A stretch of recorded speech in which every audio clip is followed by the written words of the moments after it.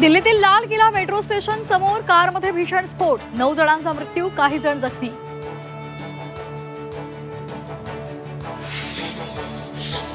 दिल्ली बॉम्बस्फोट प्रकरणाचं पुलवामा कनेक्शन उघड, स्फोटात जम्मू काश्मीरच्या तारिक आणि उमर मोहम्मद अशी दोघांची नावं समोर.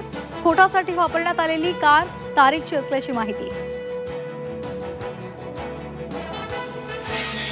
दिल्ली बॉम्बस्फोटानंतर पोलीस अलर्ट, दिल्ली लगतच्या भागात शोध मोहीम, हॉटेल गेस्ट हाऊसमध्ये झाडाझडती, प्रवासी गाड्यांचाही कसून तपास.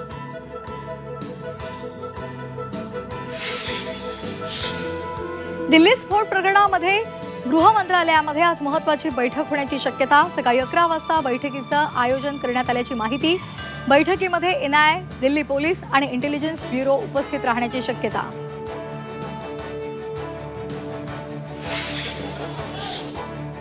दिल्लीमधील बॉम्बस्फोटानंतर राज्यामध्ये अलर्ट, मुंबई, पुणे, नागपुरातील महत्त्वाच्या ठिकाणांची सुरक्षा वाढ.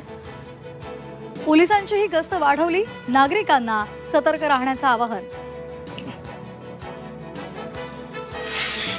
स्थानिक स्वराज्य संस्था निवडणुकांसाठी भाजपकडून मोर्चे बांधणी, वरच्या निवासस्थानी भाजपच्या जिल्हा निवडणूक प्रभारींची बैठक. मुख्यमंत्री फडणवीस मार्गदर्शन करणार.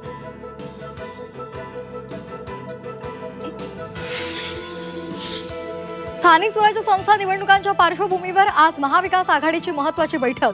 हर्षवर्धन सपकाळ, शशिकांत शिंदे, सुप्रिया सुळे, अनिल देसाई उपस्थित राहणार.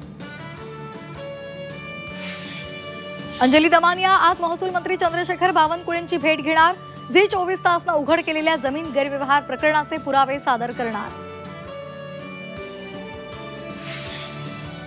बिहार विधानसभा निवडणुकीच्या दुसऱ्या आणि अखेरच्या टप्प्यासाठी आज मतदान. 20 जिल्ह्यांमधील 122 विधानसभा जागांसाठी आज मतदान.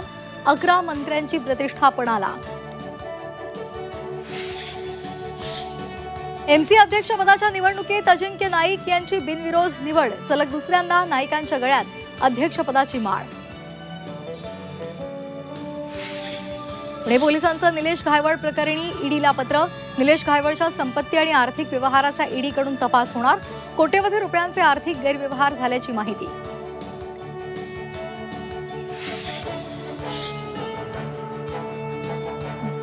ज्येष्ठ अभिनेते धर्मेंद्र यांची प्रकृती चिंताजनक. मुंबईतील ब्रीच कँडी रुग्णालयात उपचार सुरू.